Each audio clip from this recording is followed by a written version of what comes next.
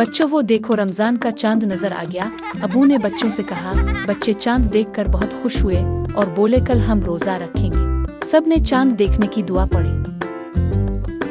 चांद देखकर सब ने दुआ मांगी। फिर बच्चों ने रमजान की खुशी में घर सजाया। माँ भी बच्चों को खुश देखकर खुशी महसूस कर रही थी और उनकी मदद कर रही थी। माँ कमरे में दाखिल हुई और बच्चों को आवाज देकर सहरी के लिए उठाया। बच्चों उठो, सहरी का वक्त हो गया है, रोजा रख लो। माँ ने बच्चों को आवाज दी। बच्चे खुशी खुशी सहरी के लिए अंगड़ाई लेते हुए उठे।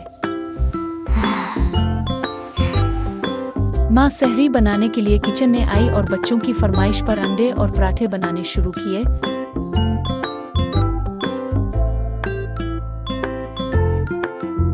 परोठों की खुशबू फैल रही थी। फिर जल्द ही माँ ने बच्चों की पसंद की सारी सहरी तैयार कर ली।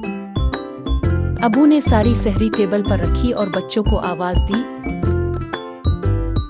फिर सब आकर अपनी कुर्सियों पर बैठ गए। सब बहुत खुश थे। आज अहमद का पहला रोजा था। अहमद सहरी पेट भर के करना, इसके बाद कुछ नहीं खाना। सहरी करना संत है।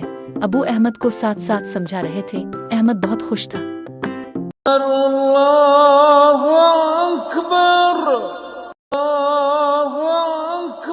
फजर की अजान सुनकर सब ने रोजा रखने की दुआ पढ़ी। बच्चों ने फजर की नमाज के लिए वुजू किया।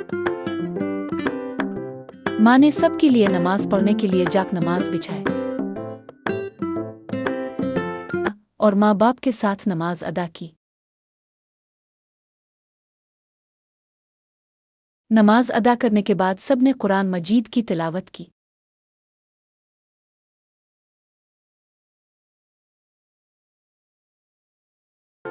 इसके बाद माँ घर की सफाई करने लगी। अबू ऑफिस चले गए। मरियम अपनी पढ़ाई करने लगी।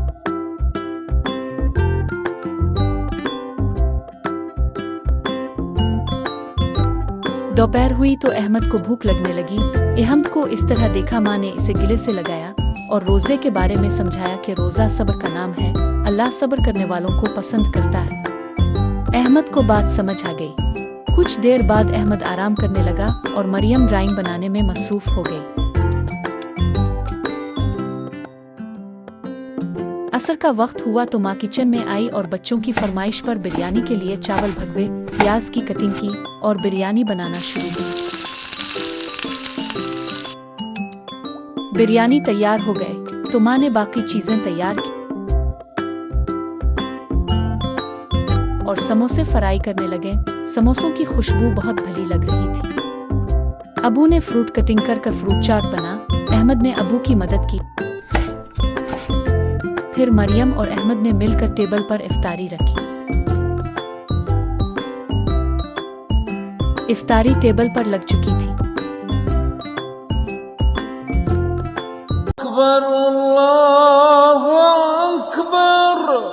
अजान की आवाज सुनकर सब ने इफ्तारी की दुआ पढ़ी और रोजा इफ्तार किया। अहमद ने खजूर खाई। अहमद के पहला रोजा रखने पर सब बहुत खुश थे। सब ने अपनी पसंद की चीजें खाई।